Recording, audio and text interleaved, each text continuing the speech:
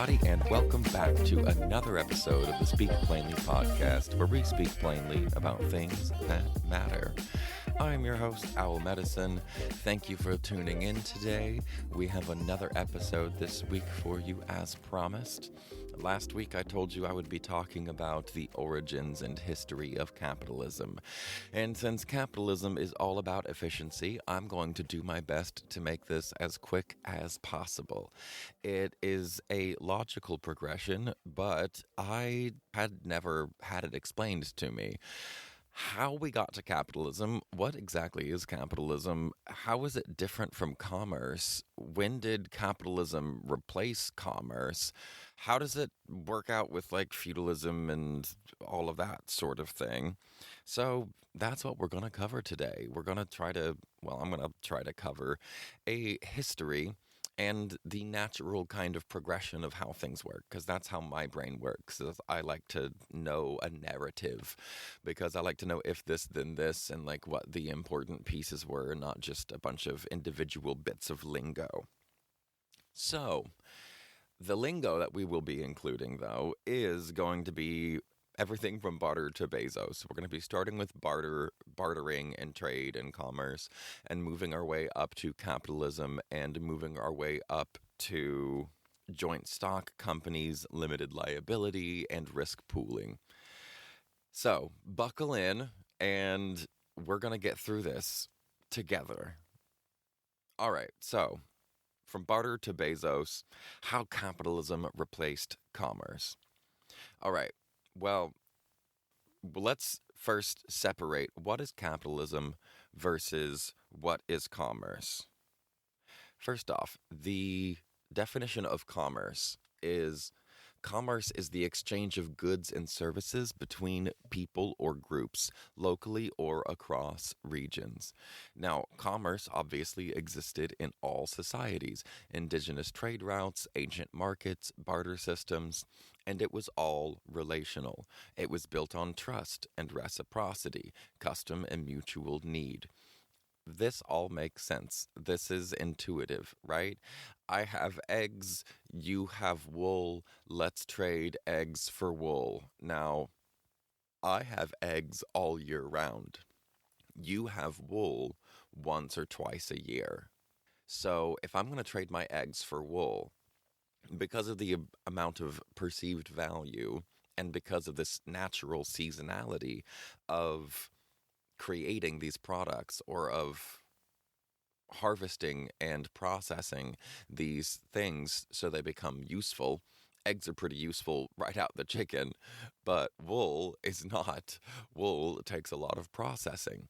And so if I'm going to trade little things that have small value every single day for things that I can like make blankets and clothes out of, that's only available once a year, and it takes a lot of that product, how can we, if we're exchanging these goods, come up with some kind of way that feels right and feels like we're not going to be taken advantage of? Well, we do that through developing trust. That's why commerce is relational, because I know you're the chicken guy, you know me, I'm the wool guy, and we understand how all of this works. We've been working together, we've been living near each other for a long time. We know our reputations in our little village, and that trust built into my interactions with you and your interactions with the people that I know, that's commerce, right? It's the farmer trading grains for tools or eggs for wool. That's what commerce is. No one is trying to maximize profit, because commerce is based on sustenance. Commerce is based on mutual need, right?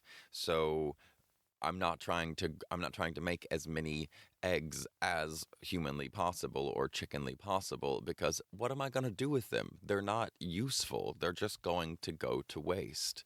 That is commerce.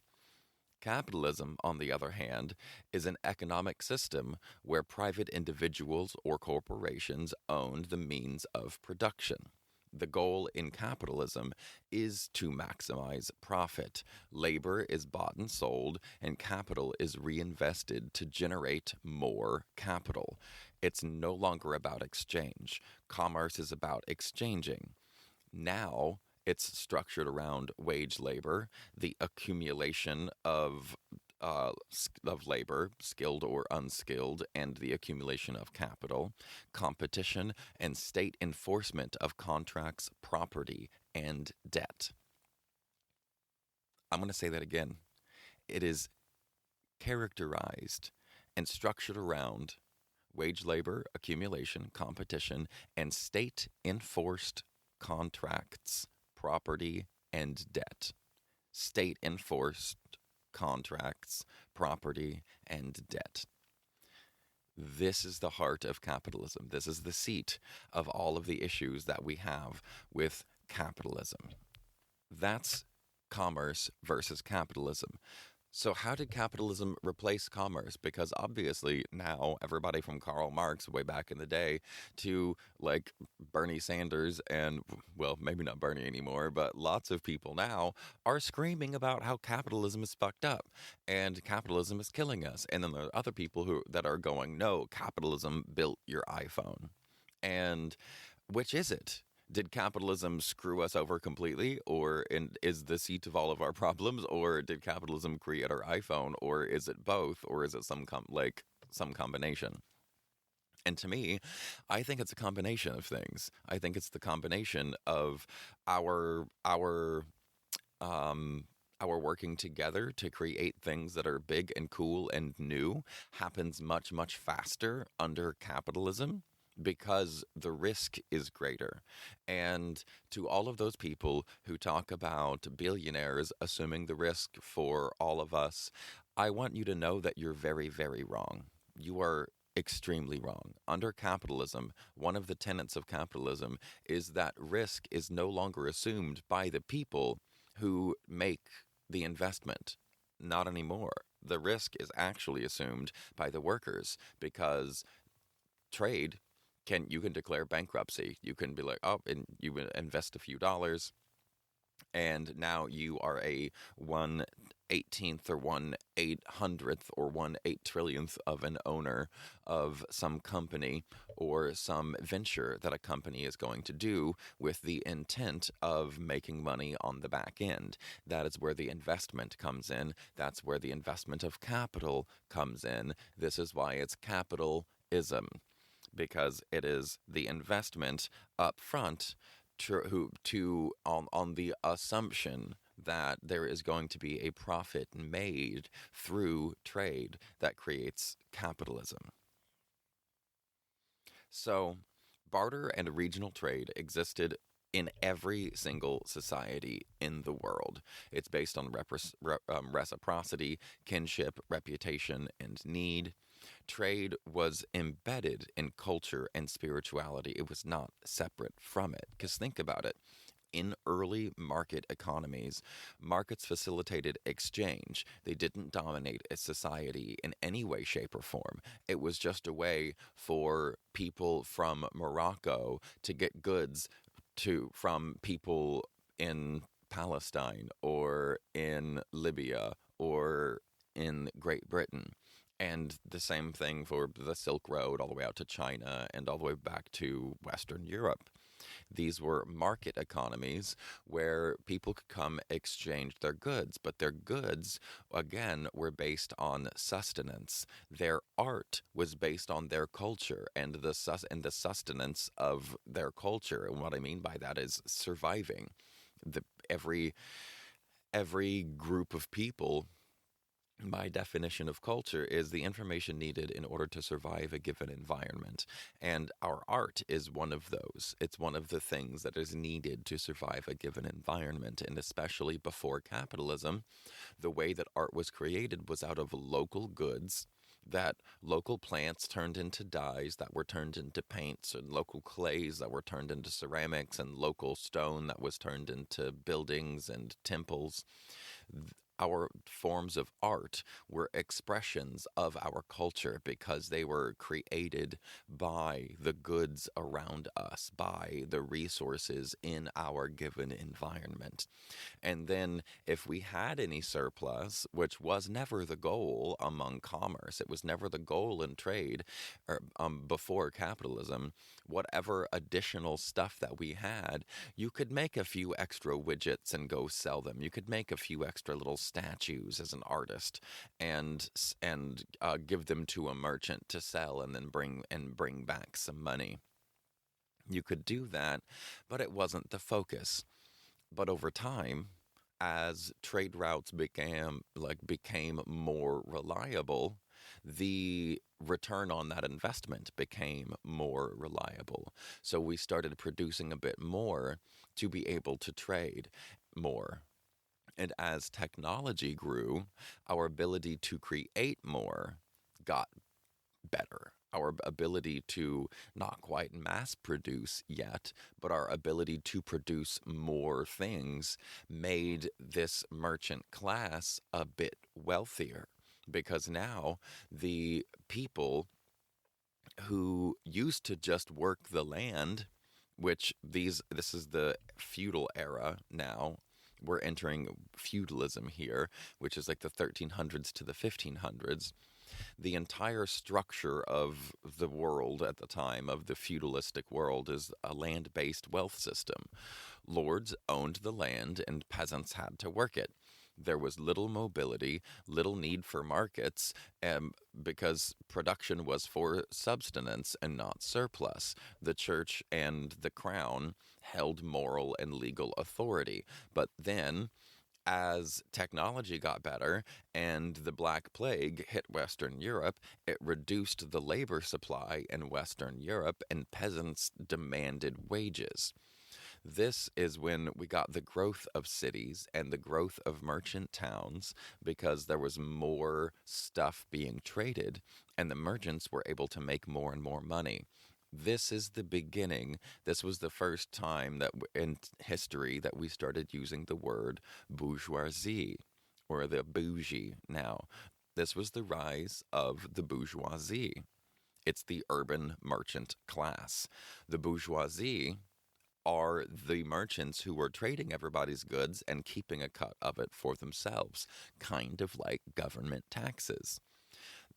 The global exploration brought in foreign luxuries and increased demand for trade. More landed people, mostly landed lords, wanted more cool stuff from around the world because they already owned everything here. So they wanted to own stuff from other parts of the world. So they started paying more and trading for more cool stuff from other countries. But this is a problem because now the merchant class is getting rich enough to threaten the old money, to threaten the landed owners. This is where we get the term nouveau riche. Like, maybe you remember the unsinkable Molly Brown. I remember watching the movie Titanic when I was a kid and hearing about the unsinkable Molly Brown and her being a feature in the film. I think it was Kathy Bates, if I remember right. Anyway, Molly Brown was a real person, and I remembered them using the word nouveau riche, and I was like, that's kind of weird, but obviously it means new money, and they say that in the movie. But that's why everyone hated her, is the people on the Titanic in this era, in the 1600s now, the people of the Titanic on the Titanic were the landed class. They were born into money. And there is now a new merchant class that has arisen as powerful entities because now they have a bunch of money. And that's a problem for the landed class. They don't like competition. They want to keep everything for themselves. But the issue is, at this point, merchants lacked legal protection and military force. So the landed elites feared losing their power to the nouveau riche, and the solution was the charter. This is where states issued corporate charters to select merchants, the ones that the landed gentry and the crown and the church liked. They would issue corporate charters to them. These charters were documents that granted the legal right to monopolize trade, even wage war and enslave, and even govern overseas. This is the beginning of the first state and corporate alliances. They basically said, you bring us back profit and we will protect your ships and we'll fund you. So in walks the Dutch East India Company. This is the very first capitalistic corporation. It started in 1602, and it's the first multinational corporation. It's the first one to issue public stock. It had its own military, its own prisons, and its own courts. It enslaved people, controlled trade routes, and extracted resources all across Asia. It aimed at not just commerce, but endless capital accumulation. The next one, the British East India Company. You've probably heard about both of these. This was a similar charter, but with even deeper colonization of India. It played a role in shaping imperial rule, like not just a role, but like it played the key role in shaping British imperial rule.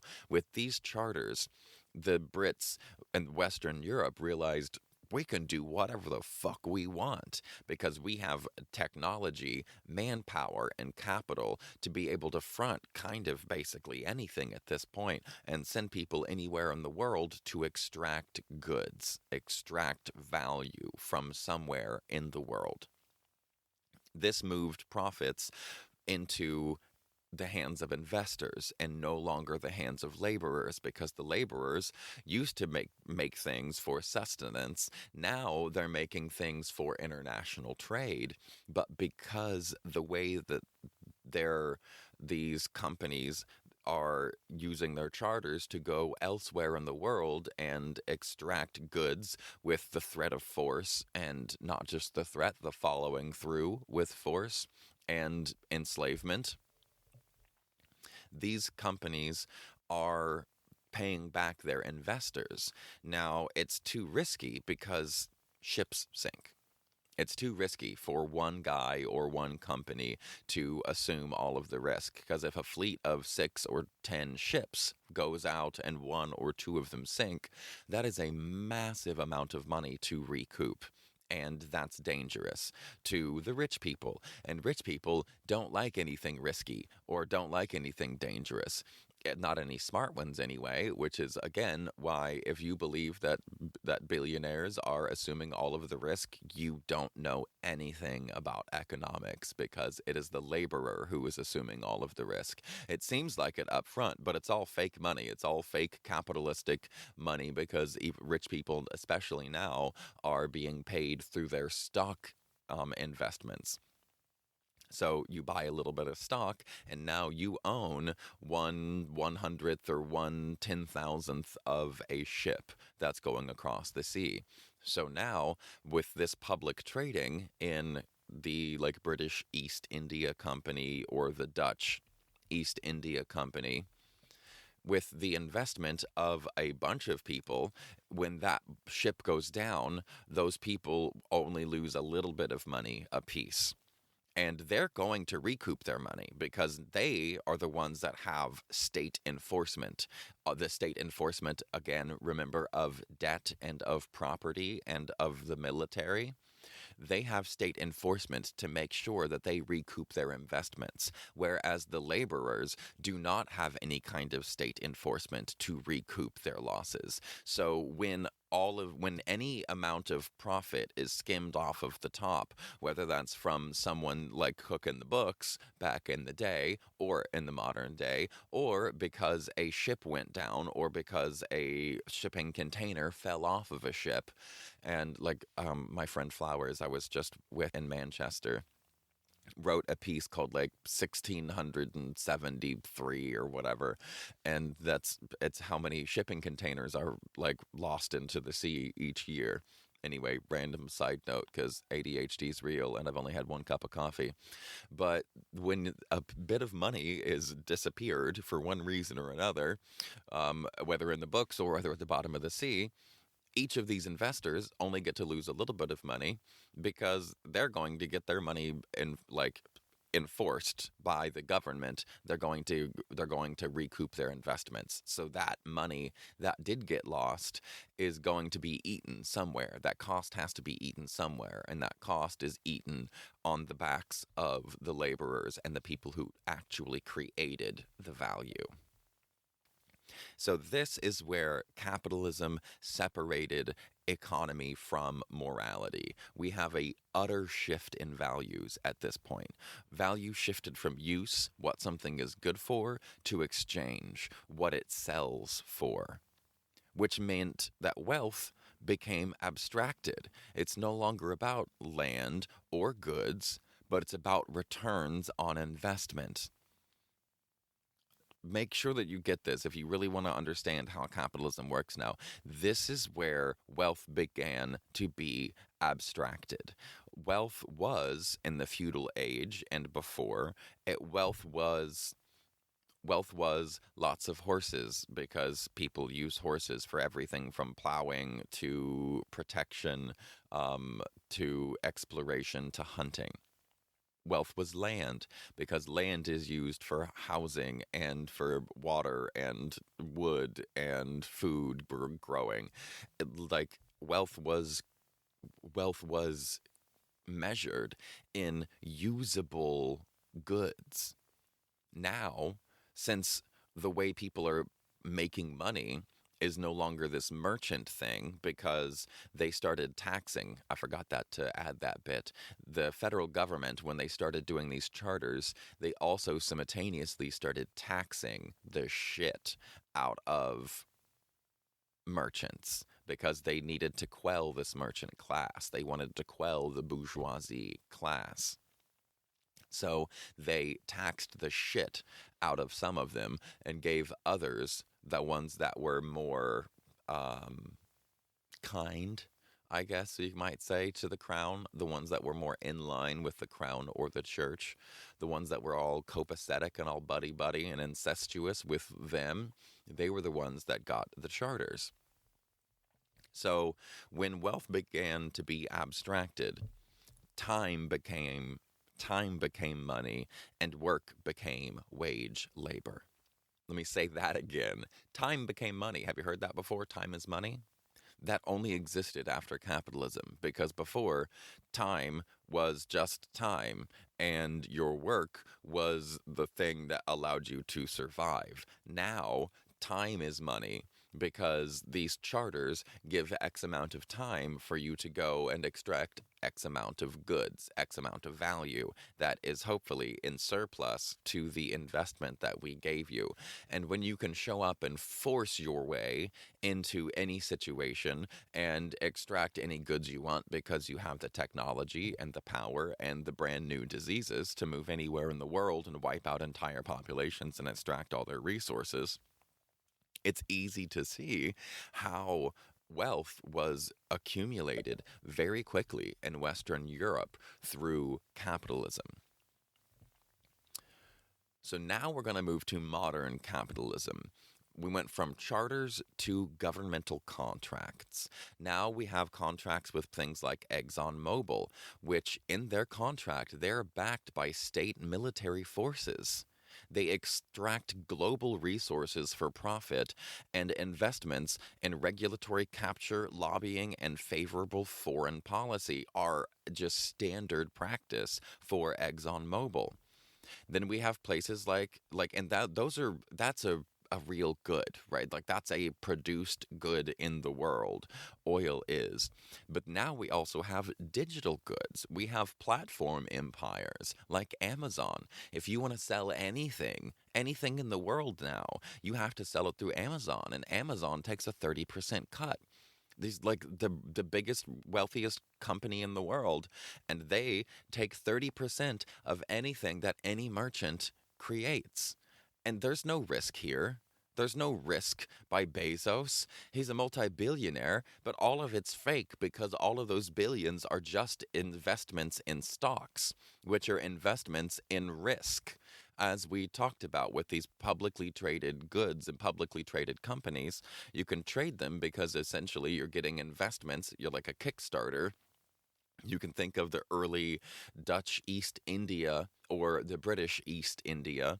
You can think of them as like Kickstarters, and then other people can basically buy your investment in the Kickstarter, and that's publicly traded because you had the Kickstarter, you invested, now somebody else can buy that investment from you, aka you sell the stock. That's publicly traded goods. With Amazon, they receive absolutely massive tax breaks while they are raping everybody on the platform for 30% of their sales. They get massive tax cuts. They pay less in taxes, like ExxonMobil, Amazon, and I believe and GE last year paid less in taxes. Combined, those three companies combined paid less in taxes than illegal immigrants did. How insane is that?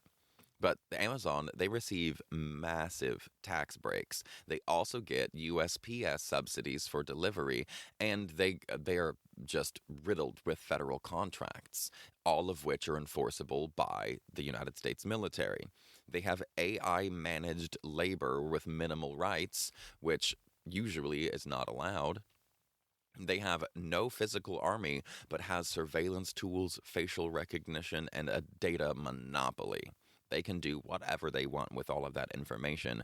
And although they don't have a physical army, property, as we have seen recently, is the only thing that police are obligated to protect in the United States. Again, police have no requirement to protect or serve people. This was a rule upheld by the Supreme Court of the United States, the highest court in the land, ruled a very long time ago that police do not protect people. Police protect property. So even if there aren't specific sections or subsections in a contract or in what used to be a charter that grants military power to these companies because they are the most important companies to the economy, and police don't have to protect people, they are there to protect property. All of these mega companies have the power of the state, the violent power of the state, waiting, chilling for them. Just waiting at any moment in time to be able to call on that and say, oh, look, they're protesting. It's against law and order, and they will the police will always side with the companies because that's what the law demands of them. And so the charter then is replaced by the terms of services and API lock-in. So the way they have federal contracts with the government, but now they can outsource a lot of the liability of the things that might be confusing or might be risky. They can just continue to take risks and build the risks into terms of service, and those terms of service then outsource the risk even further onto the consumer. So again, these multi-billion-dollar companies are assuming no risk. They might provide some upfront capital, but they assume no risk because when push comes to shove, the laborers will eat the risk and the end user eats the risk. So now we have to talk about Delaware. The state of Delaware is the Panama of the United States. It is the Swiss bank account of the U.S. Over 65% of Fortune 500 companies are incorporated in Delaware. And why, do you ask? Good question. That's because Delaware offers incredible amounts of secrecy, tax avoidant laws, and corporate-friendly courts. They are the modern-day version of a charter, just stripped of the public language. So what happens is the public charters that were that were the foundation of these India trading companies and the foundation of these companies that were basically sent around the world to rape it of all of its goods and people. Now, those contracts can be hidden from public by, because we have like the Freedom of Information Act and stuff like that, but all of these are hidden from the public by Delaware state laws. They want billionaires there. The entire economy of Delaware essentially is functional because of their tax haven status for megacorps. If they start taxing megacorps, then they'll just move somewhere else. And that's why Delaware has maintained their completely like atrocious laws around corporate behavior. So what hasn't changed?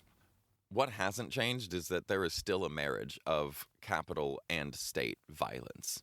It is still built on monopolies, inequality, and externalizing cost and externalizing risk, even while maintaining the PR of we are assuming all of the risk. There are still rewards for projected future profit over present needs. This is the issue that we all have with the stock market. We all have this issue, whether you recognize that you have the issue or not. The problem is, in the stock market, CEOs are obligated by law to maximize profit every quarter, no matter what. They are obligated by law. Our United States laws make sure that we rape the earth no matter what. Want proof? Remember Luigi? Remember my episode that I did on Luigi Mangione and shooting Brian Thompson in the back of the head? Allegedly. Well, when that happened and the CEO of United Healthcare got shot in the head because it seems like this guy was pissed off and was going, you are not doing what you're supposed to do. You're killing people, so fuck you. He was shot in the back of the head. And you know what happened? Well, they started approving more care. Yeah, United Health started approving more procedures for the people who had been paying money into their insurance program so they could have procedures when they needed them. They finally started approving more of them. And what happened less than a year later, I think it was actually less than 6 months later, there were two people who were investors in United Health that are now suing United Health because they lost profits. They still made money, but they didn't make as much money as they were making, so now they're suing. That's capitalism. That is capitalism. When you still make a bunch of money for nothing at all outside of being rich. You're being rich, and then you go, let me just buy this stock in this company. And then if they don't make you enough money, you can just sue them. So you can make more money, because either you're going to make money for me on the stock market, or you're going to make money for me by me suing you. This is capitalism. It's all this like fake concept of wealth. It's all absolute horseshit. So this is my thing. I wanted to talk about like a history of capitalism, just and not in any kind of detail, but to give you like a logical, how did we get from feudal landlords to ExxonMobil and Amazon? And that's what I think I covered today. Here is my call to action for you. Commerce is natural. Commerce is the trading of goods and services. It's based on relation and reciprocity and need. That is commerce. Capitalism is not that. Capitalism is designed. Capitalism needs a certain amount of technology to work. Capitalism needs a certain amount of actual capital and goods, that a certain amount of surplus to be able to invest that surplus and take a risk with that surplus on extracting more goods out of some other place. Before capitalism, commerce was reciprocal. Trade can be reciprocal. It can be a win-win-win for everybody. But capitalism, because of its nature, because of its, we take a surplus and then we risk that surplus for more surplus. The only way that capitalism functions is it demands constant growth.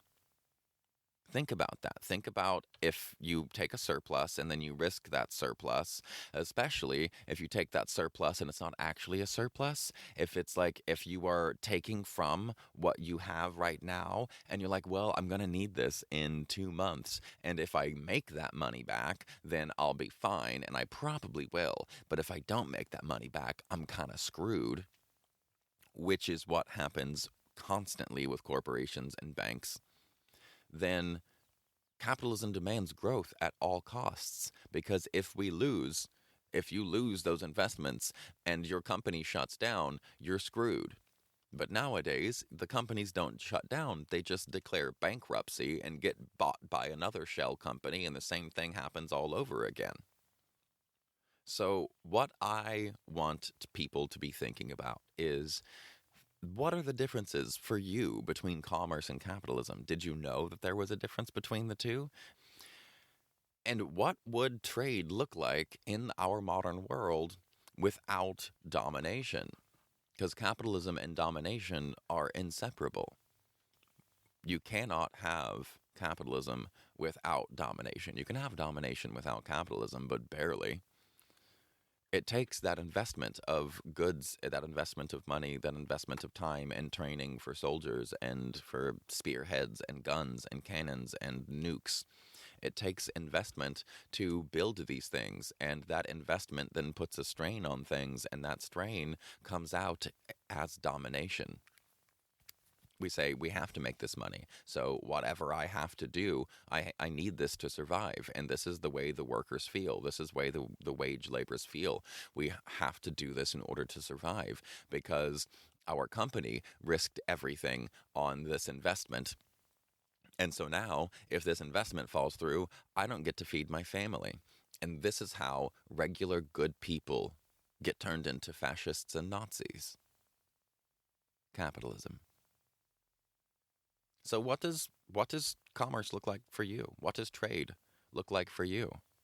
If it's not capitalism, if you don't need a crazy investment, how can you increase commerce in your community? How can you find a way to do that? For me, this week, I am doing a show at Rosie's, which is a beautiful spot on the wharf. It used to be the Roosevelt. Now it's owned and ran by the wonderful Matea.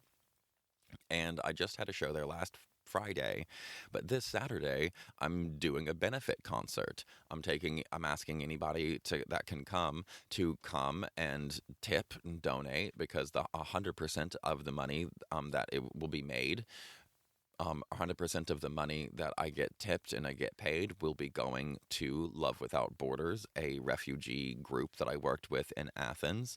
They provide art supplies to refugees so the refugees can make art, and then the woman who runs it, she goes around the world selling their art. And before you think, well, that sounds pretty bougie, just keep in mind that the only reason she can go around the world and sell their art is because she got and has maintained her job as a flight attendant for 2 decades almost. And that's the way that she's able to do all these pop-up art sales, and 100% of the money that they make on that art goes directly to the pockets of the people who created it. They use donated supplies. They also provide housing. They facilitate education. They facilitate integration into the community, and not just people living in refugee houses or squat houses. They are awesome. And this is one of the ways that I'm trying to increase commerce. I'm trying to help give people what they need, because I know out on this peninsula we have some of the most just fantastic human beings on the planet, some of the truly most heartfelt, heart-forward, loving people who want to see everybody fed. They want to see everybody taken care of. So I wanted to be able to provide a way that those people can voluntarily provide whatever it is that they have spare to give to people who are doing real on-the-ground good with no red tape, no certifications, no governmental intervention, no oversight crap, just people who have been doing good work for decades, who will continue to do good work and have dedicated their entire lives to this. Like, this is all that they do. So I'm trying to get good people here to be able to put their money where their mouth is, because that's what we all want to do. We all feel the desire to help with so many things in the world, and right now there's a lot of things to help with. So this is how I am trying to get commerce. Even though it's international, this is kind of, in a way, it's commerce. I wanted to make that little announcement. If you are in Port Angeles or Sequim or on the Olympic Peninsula and you're listening to this podcast, please come out to Rosie's on the Wharf in Port Angeles, 9 to 11 p.m. I'll be playing. I'm going to have a drummer. There will be a fancy cocktail made especially for this event. So if you want to buy a cocktail and have all of those proceeds donated, you can do that. If you want to throw money in a case and have that money given to Love Without Borders, you can do that. But come on out and support. Come on out and show your love. Come on out and support commerce and fuck capitalism, because capitalism is the reason that all of these people are, not all, but many of them are refugees.